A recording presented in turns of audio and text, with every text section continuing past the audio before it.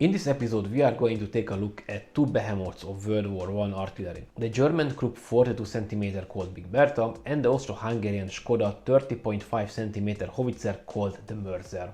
These two massive pieces of artillery were among the largest and most powerful of their kind during the Great War, with the ability to deliver devastating blows to enemy positions from miles away. But while they shared some similarities, each had its own unique characteristics that made it a formidable force on the battlefield. In this video, I will be comparing these two artillery giants side by side, looking at their design and construction, their performance in combat, and the impact they had on the course of war. First, we have to look at the technicalities and origins of these guns to be able to compare them.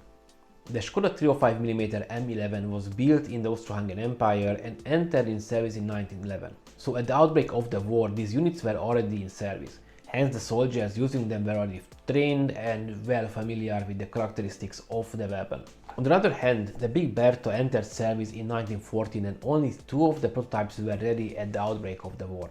Hence, the Imperial German army had to borrow 8 of the Mörsers from the Austro-Hungarian Empire to lay siege against Belgian fortresses. Seeing the Mörsers in action helped the Germans to improve and move forward with the development of the Big Bertha. But let's look at the specifications of each gun. First, what we have to look at is the caliber. While the Skoda made Mörser had a 305mm barrel, the Big Bertha had a 420mm one. The larger diameter meant heavier projectile could be launched with more explosives.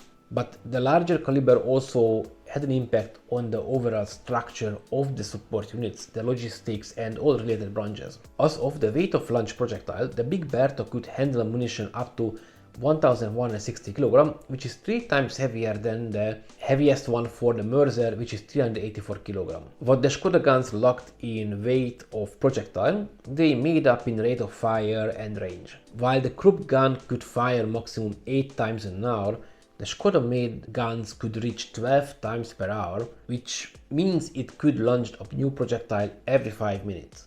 Although their range was very similar, the Mörser gun outperformed the Big Bertha a little.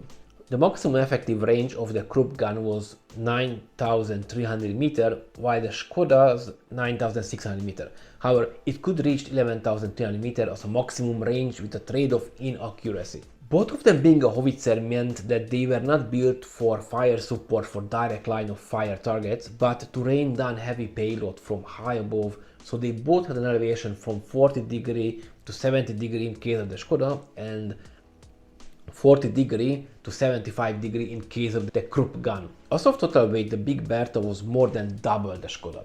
While the Skoda's weight was just over 20 tons, the Big Bertha was almost 43 tons. The weight by itself can be an indication of the size difference between them, and this also had a great impact of how many people needed to operate the gun and how long did it take to set up. While the Big Bertha needed 240 soldiers to operate and it took around 6 hours to bring it into action, the Mörser only needed a crew of 17 and could be assembled just under an hour. This also meant that the Skoda was more mobile and could be moved around the front line faster if needed. The fact that the Skoda was a smaller and easier to handle gun meant that even it had a less destructive power, it was cheaper to produce, easier to maintain, did not need a huge crew to work with, hence it was deployed in almost every theater of World War I. On the other hand, the Big Bertha delivered a never-seen punch before, easily outperformed the Mörser, tearing down enemy fortresses and strongholds. But as only 12 was built during the war, it was not that common sight. And if you ask which one was better, in my opinion it depends from what angle are we looking at it. As destructive power, the Big Bertha easily outperformed the Mörser, but as practicality and usability, I think the Mörser was way ahead. However, we arrived to the end of the video, so thank you for watching. Please don't forget to like the video, and if you find it interesting, maybe subscribe to my channel so you won't miss any future videos.